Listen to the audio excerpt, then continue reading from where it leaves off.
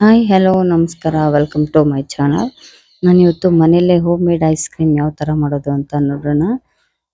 ತುಂಬಾ ಟೇಸ್ಟಿಯಾಗಿದೆ, ನೋಡೋದಕ್ಕೂ ಅಷ್ಟೇ ತುಂಬಾ ಚೆನ್ನಾಗಿದೆ. ಚಾಕ್ಲೇಟ್ ಫ್ಲೇವರ್ ಬೇರೆ, ಮಕ್ಕಳಿಗೆ ಇಷ್ಟ ಆಗೋದಿಲ್ವಾ? ಹಾಗೆ ಆಗುತ್ತೆ.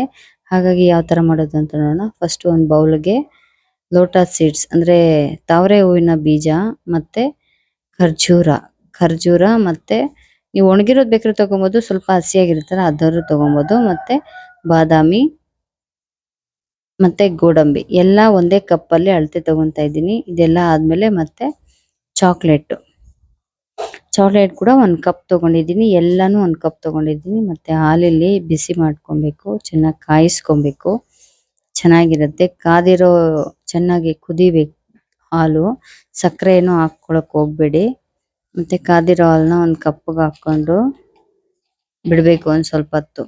ಅದು ಫುಲ್ ಡಿಪ್ ಆಗೋವರೆಗೂನು ಹಾಲು ಹಾಕ್ಬಿಟ್ಟು ಕ್ಲೀನ್ ಆಗಿ ಅದೆಲ್ಲಾನು ಹಾಲಲ್ಲೇನೆ ನೆನಿಬೇಕು. ಅವಾಗ ತುಂಬಾ ಚೆನ್ನಾಗಿರುತ್ತೆ. ಮಿಕ್ಸ್ ಮಾಡಿ ಒಂದ್ ಸ್ವಲ್ಪ ಹೊತ್ತು ಬಿಟ್ಬಿಡಿ ನೆನಿಲಿ. ಒಂದು ಹಾಫ್ ಅನ್ ಅವರ್ ಆದ್ರೂ ಪರವಾಗಿಲ್ಲ, ಯಾಕಂದ್ರೆ ಆ ಡೇಟ್ಸ್ ಎಲ್ಲಾನು ಕ್ಲೀನ್ ಆಗಿ ಏನಂತಾರೆ ಫುಲ್ಲು ನೆನಿಬೇಕಲ್ವಾ. ಗ್ರೈಂಡರ್ಗೆ ಹಾಕಿದ್ರೆ ನೋಡ್ರಿ ಇವಾಗ ಫುಲ್ ನೆಂದಿದೆ.